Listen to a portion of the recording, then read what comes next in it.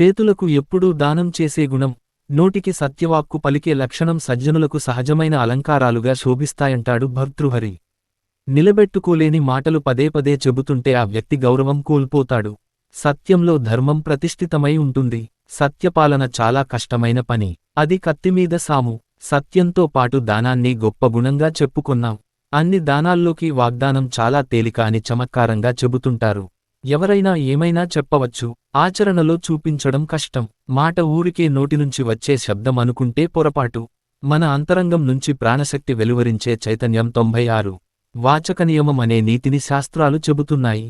ఎవరైనా ఇచ్చిన మాటను నిలబెట్టుకోకపోతే వారు సత్యం ముందు దోషులేనంటారు గాంధీజీ. ఆయన దృష్టిలో సత్యం, నైతిక విలువలు వేరు కాదు.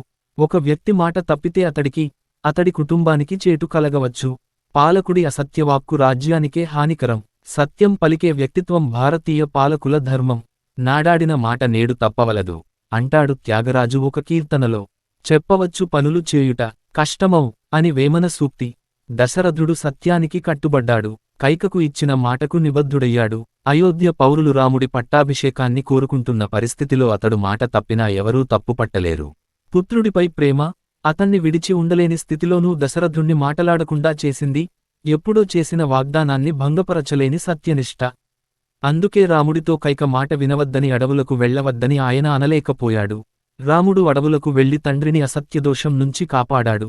ఇంద్రలోకంలో ఒకసారి భూలోకంలో అసత్యం చెప్పని పాలకుడెవరైనా ఉన్నారా అని చర్చ జరిగితే హరిశ్చంద్రుడి పేరు చెప్పాడు వశిష్ఠుడు. వశిష్ఠుడితో వైరమున్న విశ్వామిత్రుడు హరిశ్చంద్రుడితో అబద్ధం ఆడిస్తానని పందెం వేశాడు. తాను చేస్తున్న గొప్ప యాగానికి చాలా పెద్ద మొత్తంలో ధనం కావాలని అడిగితే దానశీలి అయిన హరిశ్చంద్రుడు ఇస్తానని వాగ్దానం చేశాడు.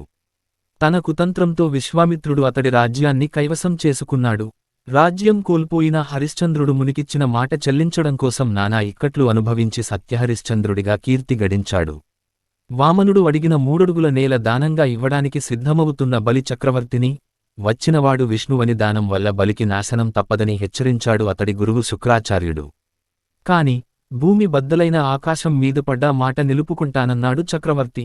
భీష్ముడు రాజ్యం స్వీకరించనని, వివాహం చేసుకోనని ప్రతిజ్ఞ చేసి జీవిత పర్యంతం మాటకు కట్టుబడ్డాడు. శ్రీరాముడి సహాయం పొంది సీతాన్వేషణకు సహకరిస్తానని మాట ఇచ్చిన సుగ్రీవుడు భోగలాలసుడై ఆ మాటను విస్మరిస్తే లక్ష్మణుడు నిలదీయవలసి వచ్చింది. ఇవాళ పాలకులు ప్రజల మద్దతు అవసరమైనప్పుడు శుష్క వాగ్దానాలు చేయడం పరిపాటి అయిపోయింది.